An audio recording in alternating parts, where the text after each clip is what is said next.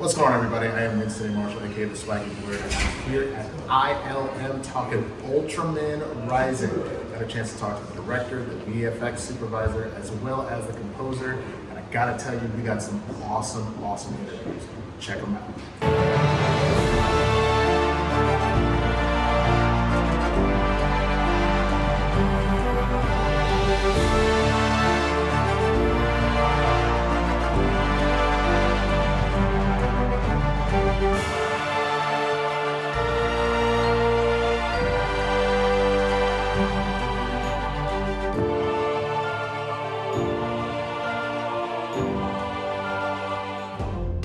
Did you ever worry that your power wasn't enough? Every single day, the world needs you to become something more. Gentlemen, thank you so much for giving me some time to talk about the movie. Thanks for coming. I wanted to start out kind of with a heavy hitter. I cried 3 times during the movie. The first time was specifically when Ken teaches Emmy how to bat. That moment got me pretty bad. The second was Ken talking to Sato and really explaining why he left for LA. And then the last one was the unification beam kind of at the end with all 4 of them coming together.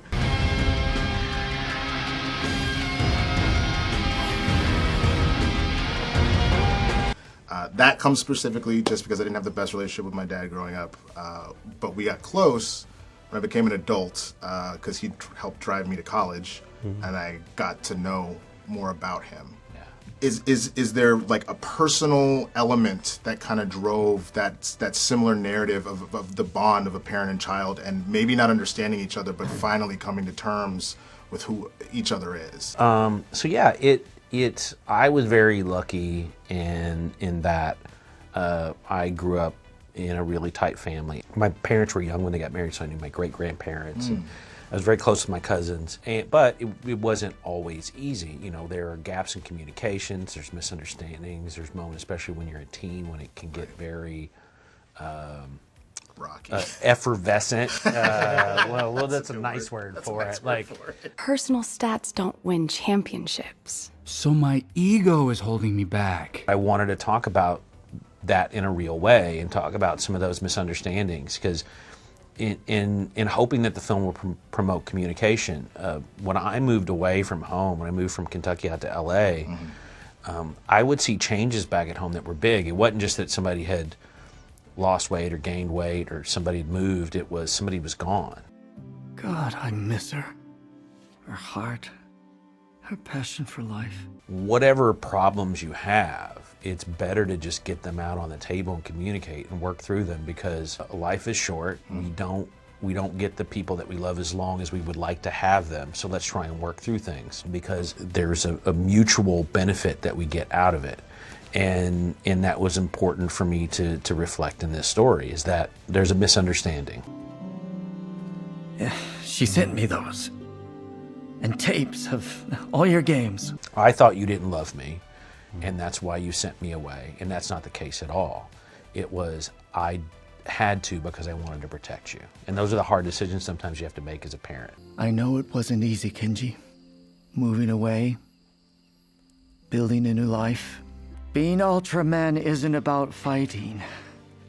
It's about heart.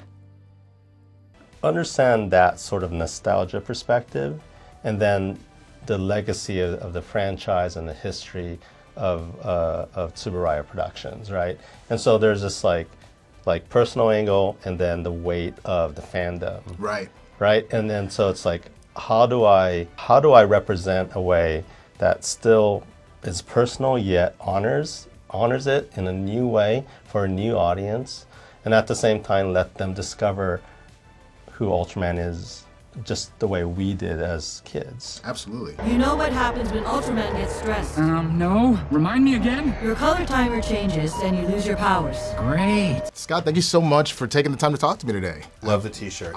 Look, man, I rep Kakashi anywhere I can. Kakashi, he's my man. Are you a Naruto fan? So I watched every single what I call the arc episodes. Yeah. I watched every single one with my kids. That's amazing. Which is quite a commitment. It's a lot. How That's many amazing. characters, how many great characters can you cram into one narrative? I don't know. And But that's I think he Kishimoto. He's a master for doing that because Yeah. that is it.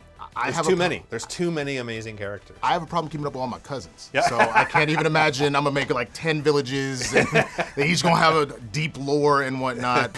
First company has arrived on the scene. Fifth company has arrived. The medical unit's here too. You see? We're not a motley crew anymore! What I really loved that you were talking about in our presentation yesterday is you were talking about using what was the Japanese Miku, The Pocket Miku. the Pocket Miku. Yes. And using that to develop Emmy's sound, which I thought That's was right. such a cool, just like inventive thing to do.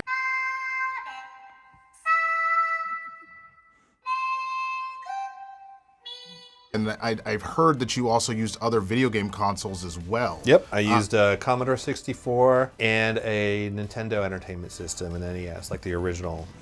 In what way? Like, was it specific games, or how did you? No, like- because I mean, if it was sounds from a game or music, I wouldn't be able to use those. Okay. But what I figured out is there are ways to, and I did have some help, but because it's not easy. Sure. There are ways of basically tricking the console to thinking that the game cartridge is a game, but what we're actually doing is getting something called MIDI, which is just the way of getting musical information in digital form into, like, directly speaking with the sound card. Evacuate the area immediately. Guys, we're all good here.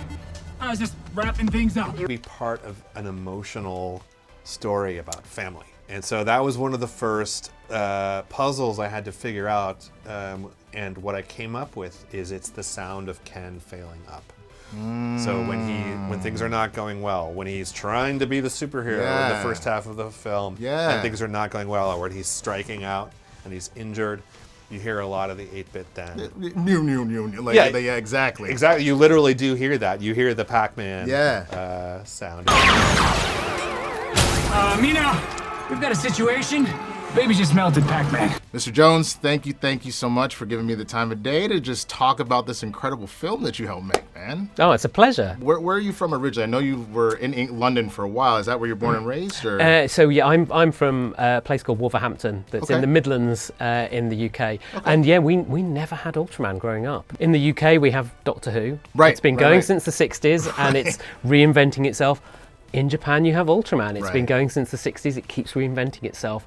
And it was such an honor to be kind of like, allowed to take Ultraman, and work it into this new style for a new generation. Right. But also as well, it was slightly terrifying at the same time. It's gotta be. That's a lot to live up to, and I totally understand that. But I mean, again, when you've worked on such huge IPs previously, you clearly know what you're doing, because like it showed in the work when it came out, especially when you were breaking down the action sequences when people, like the punch to that first kaiju and that immediate flash when you were showing the speed lines with the Akira influence that you mentioned. Yeah.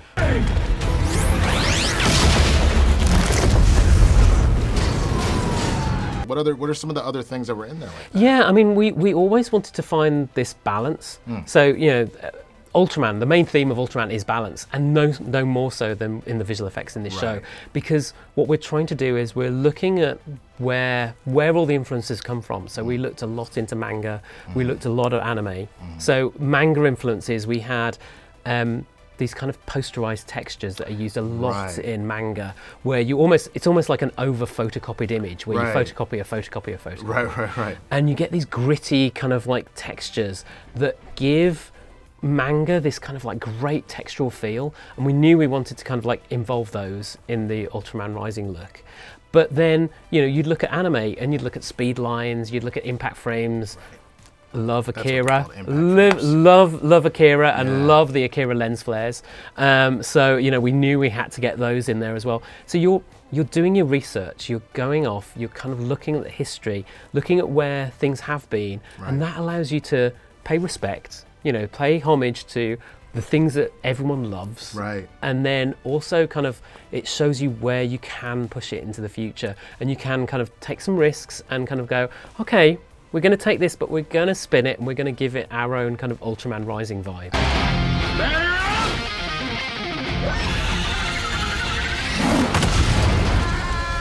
I caught a couple Easter eggs in there. I feel like I saw the Dino Thunder Megazord as an action figure. It's in the not back. literally it, but inspired by. it. Yeah. I felt like the Incredibles crashing helicopter with Frozone. I felt like in the beginning it kind of felt like that.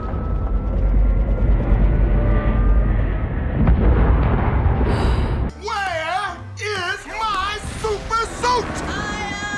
Put it away! Where? A little bit. I might have made that one up. Oh yeah. It wasn't intentional. Yeah. Okay. Is there any other little Easter egg that we may have missed? One of the big ones was Ollie from a series I did called Lost Ollie.